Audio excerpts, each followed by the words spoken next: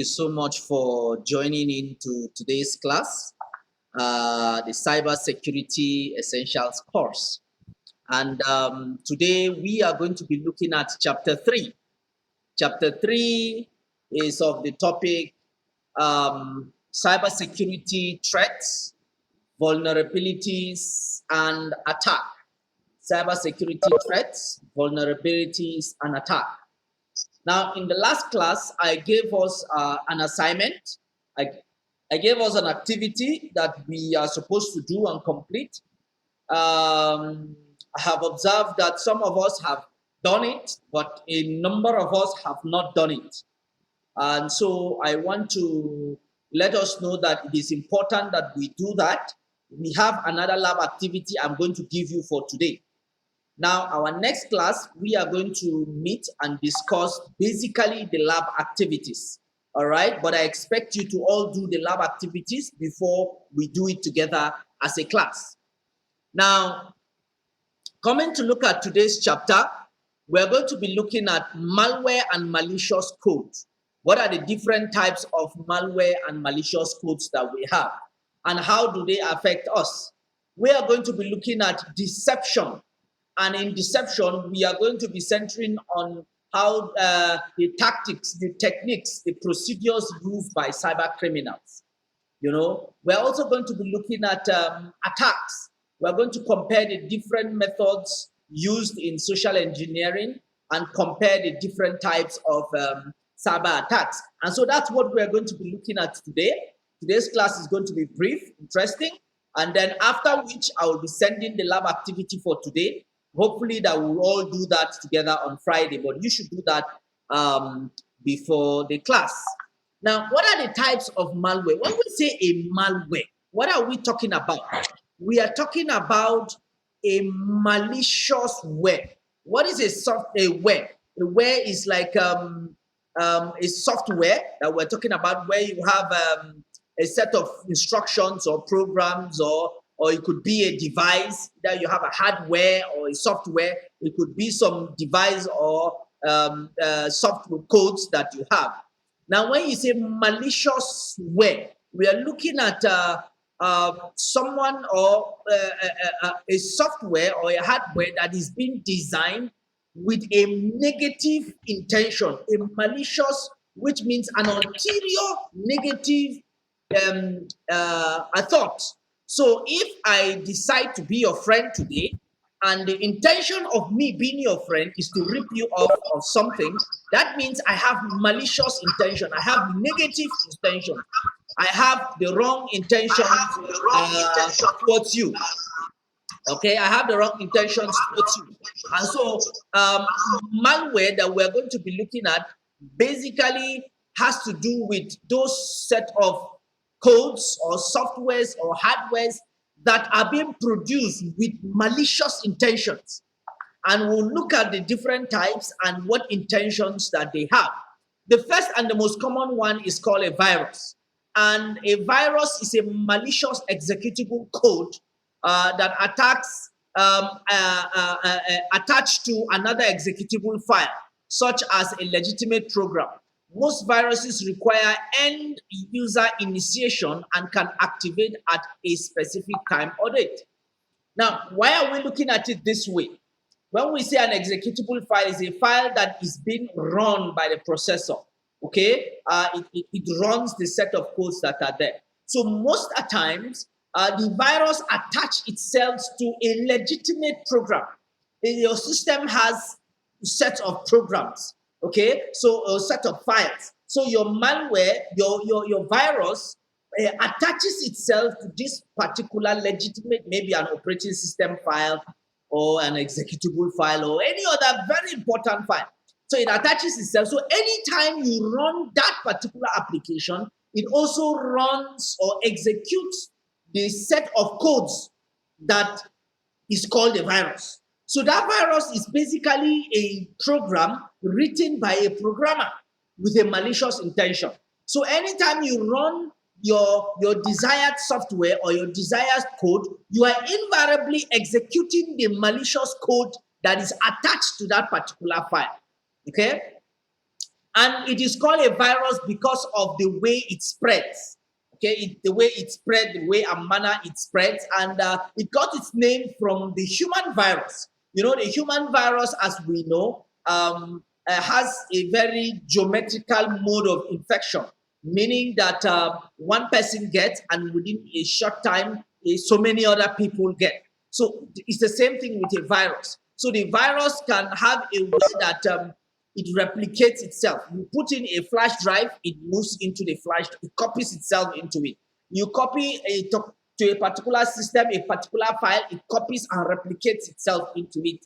And before you know it, the replication goes on and on through email, through storage devices, through so many other mediums. Okay? The next malware is the worm. Now, the worms are malicious codes that are replicated by independently exploiting vulnerabilities in networks. Worms usually slow down networks, whereas viruses require a host program to run. Worms can run by themselves other than in initial infection. Worms no longer require user participation. What are we saying here?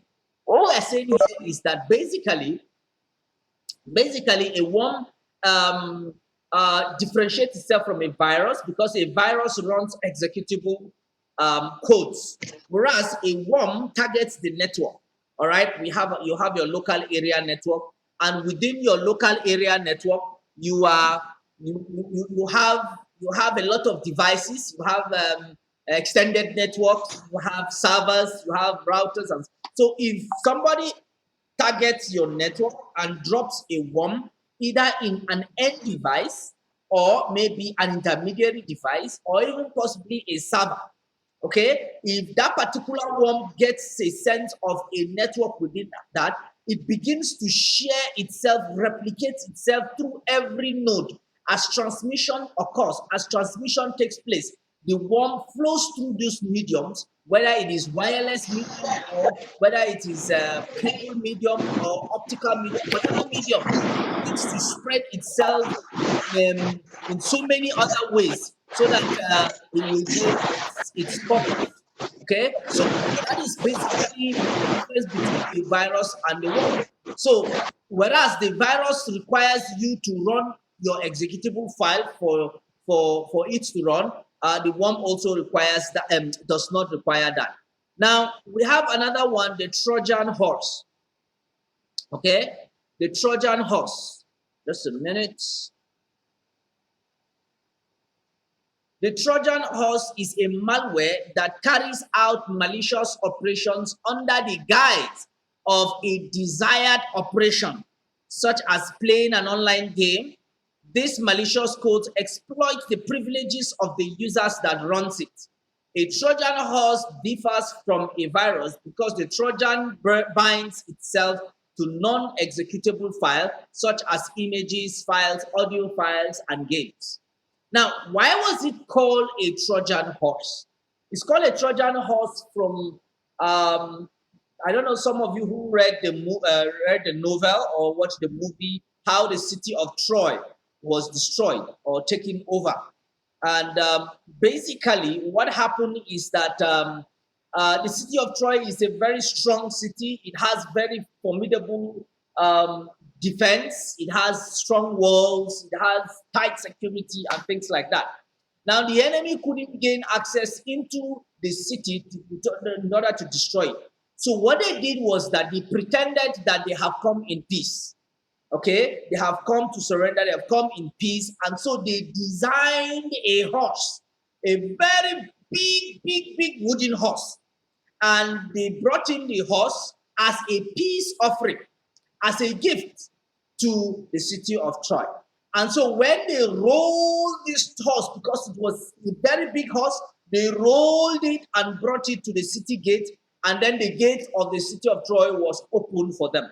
While they rode the horse inside, the celebrations was going on, that there was peace, everybody was celebrating. In the middle of the night, when all the guards were drunk and asleep, inside the horse were the enemy soldiers. The enemy soldiers now came out of that horse and decided to take over the city. That was how the city was taken over. And so it is called a Trojan horse because the malware is going to come to you in form of something beautiful, in some of something familiar, is in form of something that is harmless, and that is how it comes. But behind that particular thing is something dangerous. For instance, maybe for the ladies, you might get a mail to say you have a secret admirer. And the ladies love to know who that secret admirer is.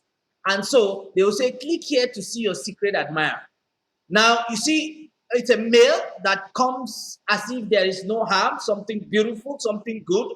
But the moment they click that particular link, what they have just done is they have authorized the execution of this particular Trojan into their network, okay, into their network.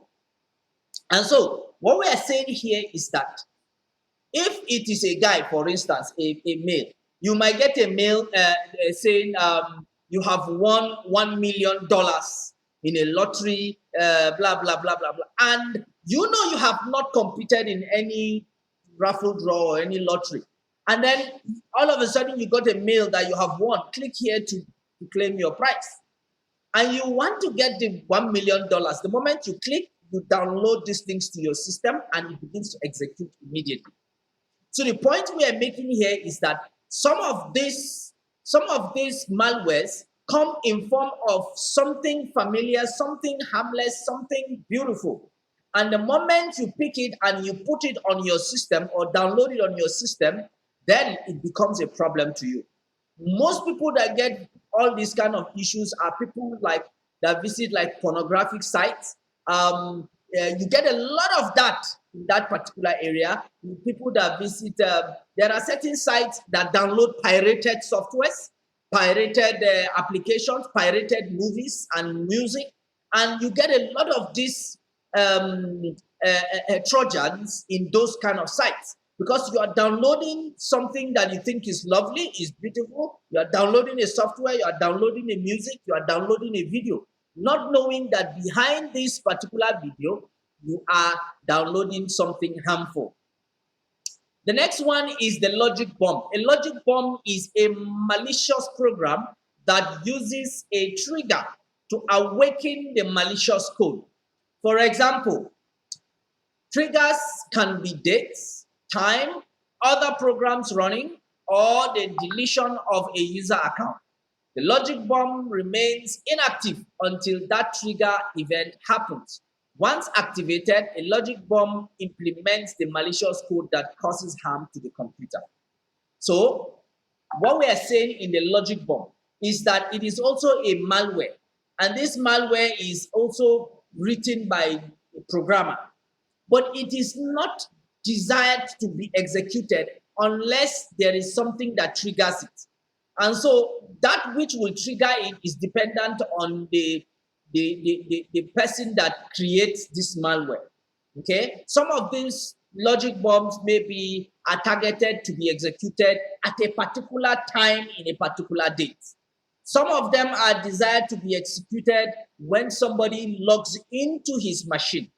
Some of these are designed to be executed when, for instance, there was a time years back that I suspected that there was a particular system that was infected.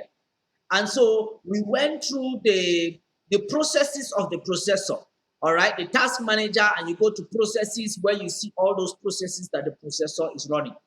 And then we noticed that there was a particular application or a particular process that is not familiar. So we wanted to kill that particular process. So the moment we killed that process, we went to delete the file. All of a sudden, the entire system started misbehaving. So you see, that is a logic bomb because it is designed to be executed the moment, in that case, you delete that particular file. All right? So that's a logic bomb. The ransomware is the next one.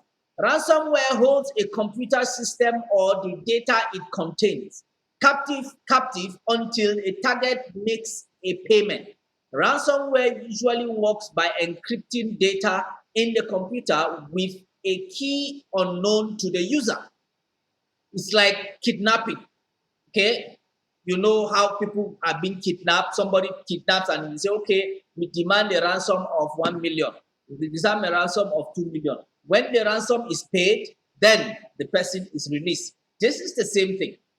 This time around, you find yourself playing around in the internet or playing around in the net, and all of a sudden you execute a particular file or a particular code or a particular software, and then your system will lock up.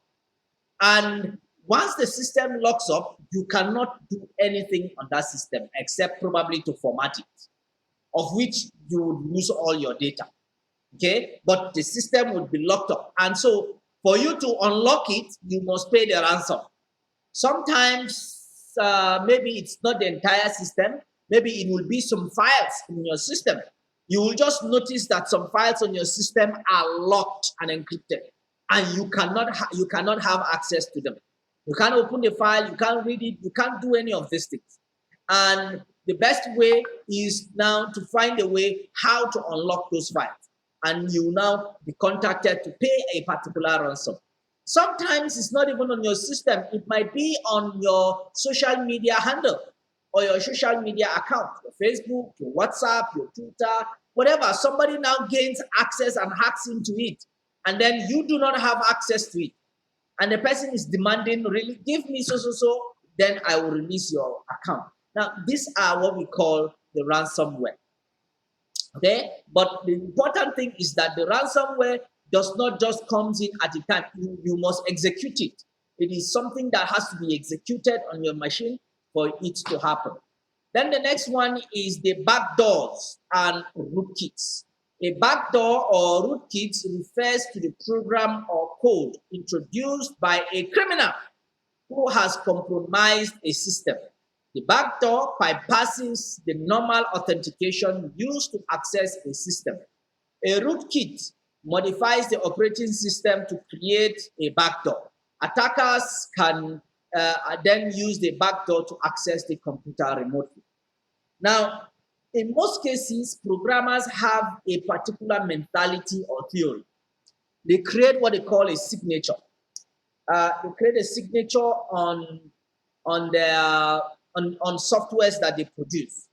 And sometimes within that signature, they create a backdoor. Backdoor means that a way they can gain access to that particular software without going through the authentication process, probably without logging in, okay? Without logging in to the software. They create a backdoor. All right, and rootkit on the other side is when people crack in an operating system and discover a vulnerability. And based on that vulnerability, they try to use it to gain access into the operating system through the backdoor. All right, so for instance, I have my system Windows and it's locked, and then somebody now comes and then gains access to the system without having to log into my system, having to by just going through the operating system. So those are backdoors and rootkits. Now we also have email and browser attacks. All right, and the first one is the spam. The spam, also known as junk mail, is an unsolicited email. In most cases, spam is a method of advertising. However, spam can send harmful links, malware, and other deceptive content. So if you check your emails, there is a folder called spam. And you open that folder, you see so many mails from people that probably you do not know, or mails that you do not subscribe to. In most cases, they might be adverts. Okay, they might be adverts. So, but we are saying that there are instances that some of these mails are malicious in nature. All right, you click to open them, and then you find yourself in a very serious situation. So the spam is also a malware. Then we have the spyware. The spyware is a software that enables a criminal to obtain information about a user's computer activities. Spyware often includes activity trackers, keystrokes, collection of data capture. In an attempt to overcome security measures, spyware often modifies security settings. So if, for instance, I go online and I'm trying to buy a software, or I am trying to register for an event, or I am trying to enter my credit card information, or I'm trying to do something on the site, on the website, and then all of a sudden, a particular window or a particular page just appears, or a window just appears, and I am not sure where it comes from. I just close it and I continue. Most of these spywares will take advantage of that, and they will take a screenshot of the keystrokes that I am putting into the system. If I type an A, it will show A on their system. If I type number 5, it will show it on their system. And so that way, they can be able to gain access to your passwords, they can get access to your credit card information, they can get access to your PINs, they can gain access to so many things that you have on your system. So people that run maybe mobile apps, or that have internet banking, or that do online purchases of goods, or that do a lot of online things, it is very important that you only do those activities on a site that is secure, all right? In a site that has the HTTPS that is secure. Then you have the hardware. The hardware actually displays annoying pop-ups to generate revenue for all its authors. The malware may analyze user interest by tracking the website visited. It can send pop-ups, advertisements pertinent to those files. So maybe you are browsing a particular page, and then all of a sudden you begin to see adverts, advertisements, and they just come in pop-ups without you knowing. You keep clicking and just to take you there. Now, in some cases, that is dangerous. In some other cases, that they might be harmless. It might just be advertisement, but in most cases, some people are using that maliciously. Then we have scareware. All right, scareware persuades the user to take a specific action based on fear. Scareware forges pop-ups windows that resembles operating system dialog windows. For instance, you're using your system, and then all of a sudden it tells you that you need to update your operating system. Click here to update your operating system. If not, your system will crash. Or sometimes you are saying, and you get an SMS that the bank is making some update. Click here. If not, you will not be able to access your account in 24 hours. Or call this number, or click here to submit in your BVN number and your bank account number, things like that. Or you are browsing, and then all of a sudden it tells you that you need to click here in order to gain access to your resources, else your system will shut down. Or they just bring in any other hardware in order to force you to take a particular action, and just to scare you. All right, so those ones are also malicious codes. Now we have another one called the phishing. All right, the phishing. The phishing is a form of fraud. All right, cyber criminals use emails, instant messaging, and other social media to try to gather information such as login credentials or account information by masquerading as a reputable entity or person. All right, so phishing occurs when a malicious party sends a fraudulent email disguising as being a form of legitimate trustee source or trusted source. All right, the message intent is to trick the recipient into installing malware or on his or her device. All right, so for instance, you are sitting and then you get an email from your internet service provider, and the mail has to do with an update or an upgrade on their system, and that they are willing to provide you with a higher bandwidth. All you just need to do is do this instruction. Okay, now that instruction they're asking you to do, provide certain information, is they're just trying to use that information to gather. So it is not actually the internet service provider. Sometimes you get the mails from banks. All right. But if you check in details during one of the lab activities we're going to do, we're going to see how you can know that the email is not coming from that particular bank or that particular ASP. All right. So people will have a way, they have a way of masquerading the emails such that you receive the email and the email will come in the name of a trusted organization or a trusted agency or a trusted person. But in the long run, what they are just trying to do is gather information from you so that they can cause mayhem. And that is phishing. Then the next one is called spear phishing. Spear phishing is a highly targeted phishing attack.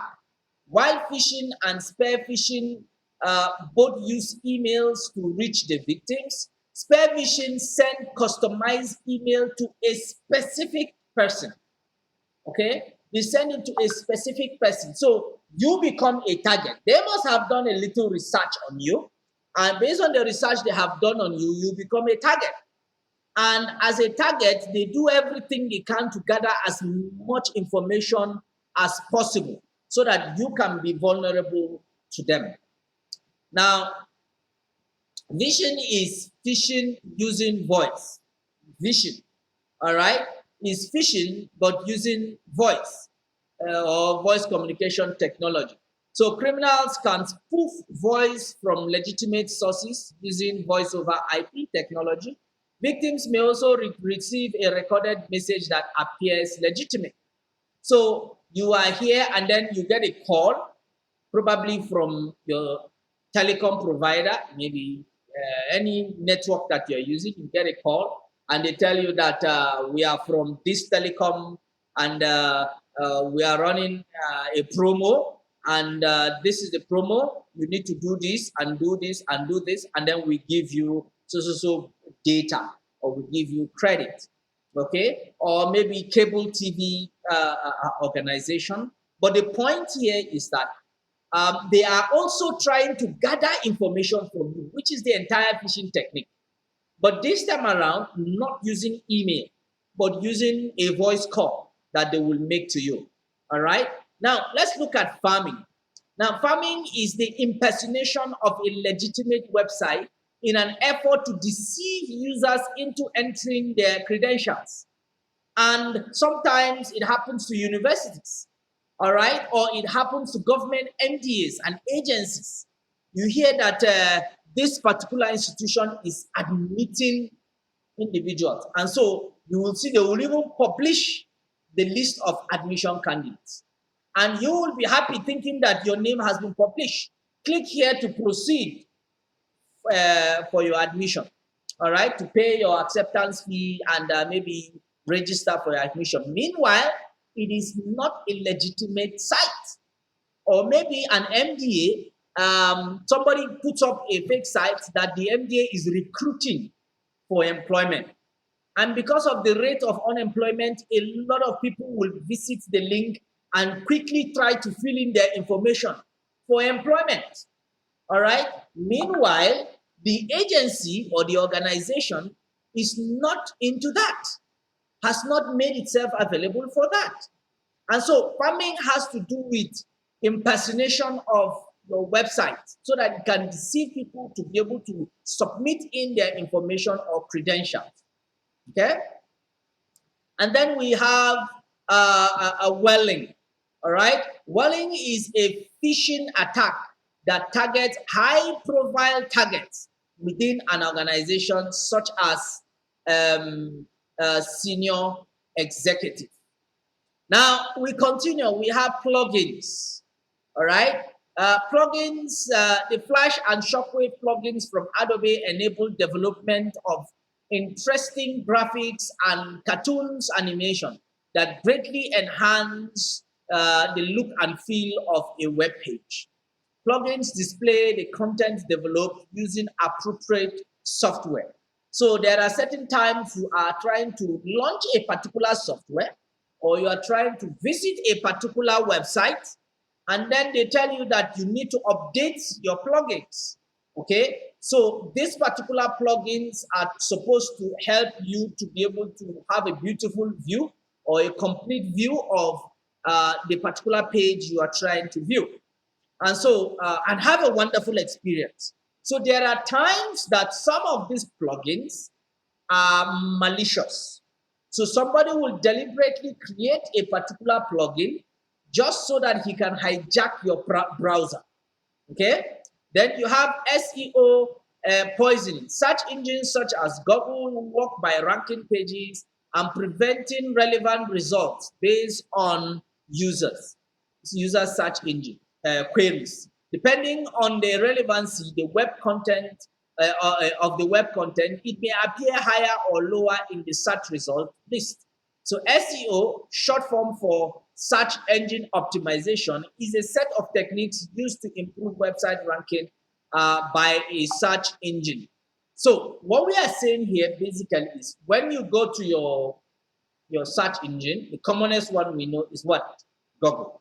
Where you go to Google or you go to Yahoo or you go to any of those search engines and you type a particular keyword, you see that the search engine brings in your result for you. And it brings the results in order of importance. And in most cases, people are likely to pick the first 3 or 4 links that are presented to them in most cases. But what you don't know is that what the search engine does, it presents so many pages for you to be able to check what you are looking out for. And so search engine optimization is actually a way so that you have a website, you have resources, you have some information on the internet, and you want the search engines to always put your own website, gives it priority based on certain key elements. So you want your website or your information on the net to be made to be given priority over others. Now that is a way people use for businesses. But what we are saying here now is that search engine poisoning is an attack, meaning that somebody will now attack the search engine and then alter that behavior such that the attacker's website would be top on the list of the search result, so that you would be forced to now, not forced, but you would be given a high likelihood to select that particular link. Okay, so you search for a particular keyword, and then the first 3 results that comes up are recommendations from the hacker or from the person with a malicious intention. That is route poisoning, SEO poisoning. Okay, because he has altered the priority list of your search engine. Then we have the browser hijacker. The browser hijacker is a malware that alters a computer's browser settings to redirect the user to websites paid by the cyber criminals. Browser hijackers usually install without the user's permissions and is usually part of a drive-by download. So you download a particular file, you install it, and what it does is hijacks your browser so that whenever you are trying to make certain payments, you want to buy certain things online, the cyber criminal has his own clients. So he's forcing you to go and buy from them where you will be cheated. Okay? So that is about that. Now let's go to deception. Now, the act of deception is basically a way to get you to get information or get you release information or do or act in a way without you knowing that that is what you are being told to do, what you are doing. And the first on the list is social engineering, which is a completely non-technical means for a criminal to gather information on a target. Social engineering is an attack that attempts to manipulate individuals into performing actions or divulging confidential information. So you have a friend or somebody comes close to you, you are a network administrator, and then in course of discussion, you invite the person to your server room. You invite the person to see how you configure your routers, your switches, and things like that. Okay, and when you do that, it becomes a problem because you have divulged very confidential information to somebody who has ulterior motives without you knowing. All right. So social engineers often rely on people's willingness to be helpful, but also prey on people's weakness. These are some types of social engineering attacks. All right. The pretexting. This is when an attacker calls an individual and lies to them in an attempt to gain access to a privileged data. An example involves an attacker who pretends to need a personal or financial data in order to confirm the identity of the recipient. Okay? Then you have something for something, what they call quid pro quo. All right. I give you something, I get another thing in return. All right. Give me something and I give you a scratch your back, you scratch my back. This is when an attacker requests personal information from a party in exchange for something like a gift. All right. Then we also have shoulder surfing and dumpster diving. And this refers to picking up of pins, access codes, credit card numbers. All right, and an attacker can be in close proximity to the victim, or the attacker can use binoculars or closed circuit cameras in order to get the information that he needs. That is how people's credit card information are stolen or are hijacked or are gotten. All right. We also have another one of deception called impersonation or hoax. All right. The impersonation is the action of pretending to be someone else. All right. For example, a recent phone scam targeted at taxpayers. A criminal posing as an IRS agent or employee told the victim that they owe money to IRS. Okay, so the point is that somebody will come and claim to be who or she is not, just in order to deceive you into releasing or divulging very important or confidential information. And then we have the online email and web-based trickery, forwarding hoax emails and other jokes, funny movies, and non-work related emails at work may violate the company's acceptable use policy and result in disciplinary action. These are just types of deception. Now, let's look at types of attacks. The first one is denial of service attacks. All right, they are type of network attack.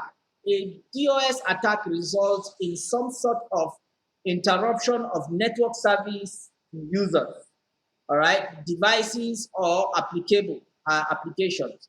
So DOS attacks are a major risk because they can easily interrupt communications and cause significant loss of time and money. These attacks are relatively simple to conduct even by an unskilled attacker.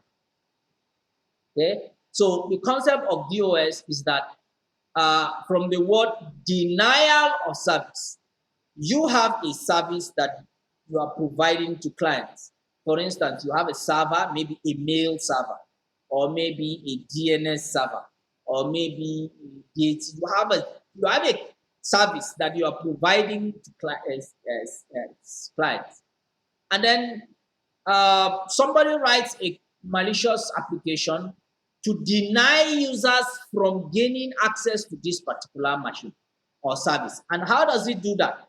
It keeps that particular machine very busy attending to the wrong kind of requests. If it is DHCP, for instance, it will keep the DHCP server busy leasing out IP addresses to the wrong set of hosts so that the legitimate hosts are unable to request for DAT, get DAT. Then we have sniffing. Sniffing is similar to eavesdropping on someone. It occurs when attackers examine all network traffic as it passes through their network interface card, independent of whether or not the traffic is addressed to them or not. So criminals accomplish network sniffing with a software application or hardware device or combination of the two. All right. In fact, one of the activities we intend to do in this chapter is to sniff. All right, to sniff, but we're going to use a particular tool, maybe like an Nmap, or we'll talk about it when we get there. And the idea is that any traffic that passes through that particular device or that particular link, you gain access to the kind of traffic, the kind of protocol, and things like that run through it. So that is it. Then the next one is spoofing. Spoofing is an impressional attack, and it takes advantage of a trusted relationship between two systems. If two systems accept the authentication accomplished by each other, an individual logs into one system might not go through an authentication process again and gain access to the other system. So the systems has already established trust. So you don't need to be establishing the trust every now and then. So spoofing is once that is done, somebody now gains access to that system and cause the harm that he or she wants to do. The next one we're talking about is called man-in-the-middle. A criminal performs a man-in-the-middle attack by intercepting communication between computers to steal information crossing the network. All right. Criminals can also choose to manipulate messages and relay false information between hosts, since the hosts are unaware of the modification of the messages occurred. All right. Then we also have the zero-day attack. A zero-day attack, sometimes referred to as a zero-day threat. It is a computer attack that tries to exploit software vulnerabilities that are unknown and undisclosed by the software vendor. So the term 0 hours describes the moment when someone discovers the exploit. All right. Then keyboard login. A keyboard login is a software program that records a log and keystrokes of the user of the system. So criminals can implement keystroke loggers through softwares installed on a computer system or through hardware physically attached to a computer. So the criminal configures the key logger softwares to email the log file. The keystrokes captured in the log file can reveal usernames, passwords, website visited, and other very sensitive information. Those are types of attacks. Now, how about mobile or wireless attacks? The first one is the greyware or SMShin attack. All right, greyware includes applications that behave in an annoying and undesirable manner. Greyware may not have recognizable malware concealed within, but it still will pose a risk to the user. So greyware is becoming a problem area in mobile security with popularity of smartphones. All right. SMISing is short for SMS phishing. All right. Short form for SMS phishing. It uses short messaging service to send fake text messages. So the criminal tricks the user into visiting a website or calling a phone number. Suspecting victims may then provide sensitive information such as credit card information and so on and so forth. Okay. Now, We also have rogue access points. A rogue access point is a wireless access point installed on a secure network without explicit authorization. So a rogue access point can be set up in two ways. All right. Now we have RF jamming. Wireless signals are susceptible to electromagnetic interference. So radio frequency interference and may even be susceptible to lightning strikes or noise from fluorescent lights. So wireless signals are also susceptible to deliberate jamming. Radio frequencies jamming disrupt the transmission of radio or satellite station. So what we are saying is that somebody puts in a device so that your devices are unable to communicate. You will not be able to have the wireless access that you need. So it jams it. You can't make calls, you can't browse, and things like that. And so sometimes they do that to introduce the rogue access point. Now, bluejacking has to do with your Bluetooth. All right, it is a term used for sending unauthorized messaging to another Bluetooth device. So blue snuffing occurs when the attacker copies the victim's information from the device. This information can include emails or contact lists, and that in a good sense helps some people to maybe see those in security agencies that want to monitor somebody, monitor their calls, monitor their messages, and things like that. Okay. Wide equivalent privacy is a security protocol that attempted to provide a wireless local area with the same level of security as a wired local area network. All right, so it's an encryption algorithm that you set up in your access point that will help to control user access. Okay. Then we have the Wi-Fi protected access point, which is the WPA2, which comes as an improvement of the wireless and equivalent privacy or wireless encryption protocol. All right, so the WPA2 is a bit more advanced. Now, how do you defend against wireless and mobile device attacks? One is to remove default settings. Take advantage of the basic wireless security features such as authentication and encryption by changing the default configuration. Most of these devices have default configuration, default settings, and this information are in the net. So make sure you do not use default settings for your wireless devices. Then restrict access point placement with the network by placing these devices outside the firewall or within a demilitarized zone. All right. Then it says wireless LAN tools such as NetStopper may discover rogue access points or unauthorized workstations. So develop a guest policy to address the need when legitimate guests need to connect to the internet. All right, for authorized employees, all right, to your network. So when you need use NetStumbler, it may really help you to discover any rogue device. Then cross-site scripting, code injection attacks, and then buffer overflow. All these are application attacks. All right, like the cross-site is a vulnerability found in web applications.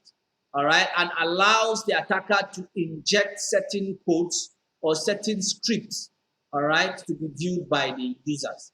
Whereas code injection is one way to store data at a website.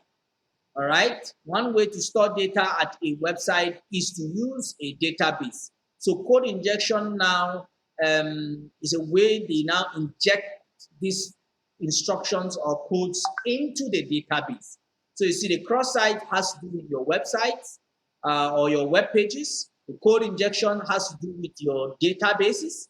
Then the buffer flow occurs when data goes beyond the limit of the buffer. All right, buffers are memory areas allocated to an application. By changing data beyond the boundaries of the buffer, the application accesses memory allocated to other processes, and this can lead the system to a crash. All right. Then we have remote code executions. So you see, we have looked at these attacks in browsers. We have looked at it on systems. We have looked at it in browsers.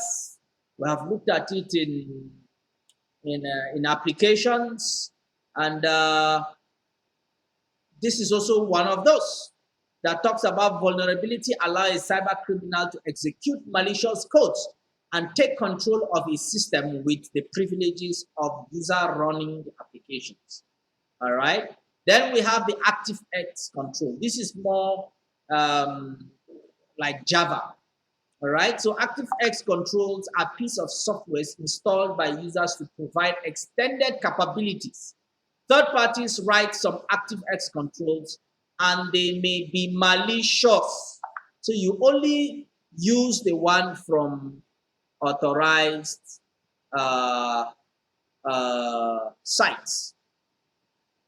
So one of the ways to defend against application attacks, first line of defense of an application attack is to write a solid code.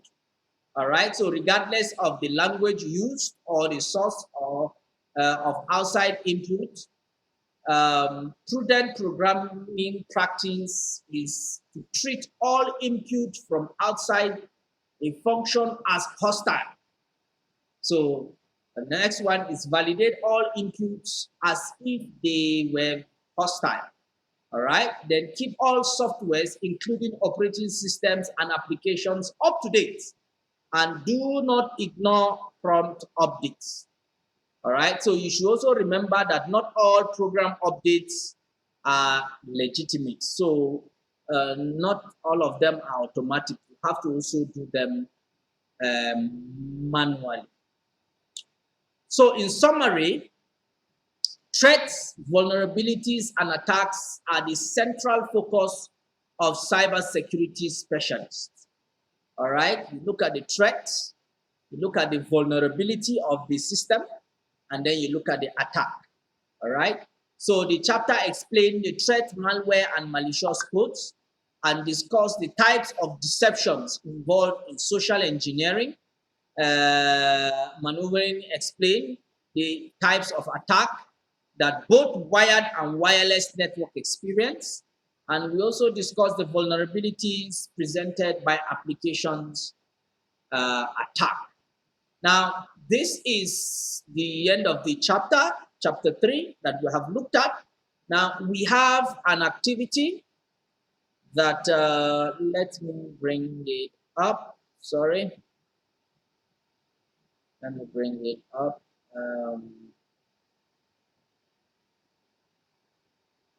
Where is it? Where is it?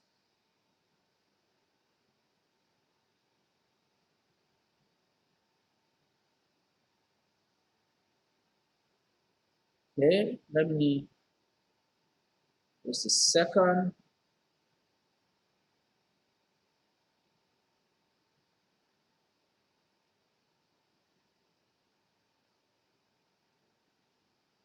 Okay, so I've gotten it.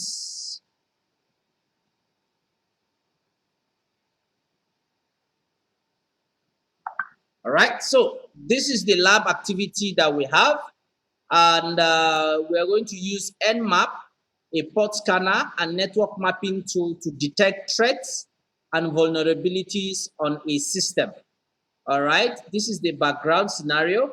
Network Mapper or Nmap is an open source utility used for network discovery and security auditing.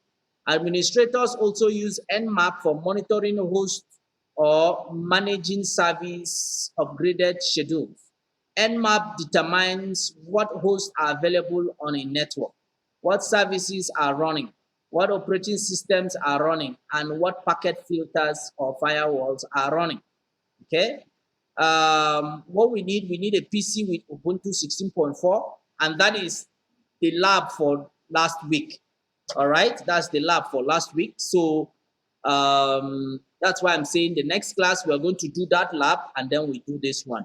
These are the logins, and then you run this. So this is this. So we're going to do this together with you guys. So try to do the two labs, and then when we come to do it next class, don't come late so that we can be able to achieve that. All right. So I think this is the end of today's class. Thank you very much for participating. If you have any questions, you can post it on the chat group. Let us have a look at it. So let me check for the questions.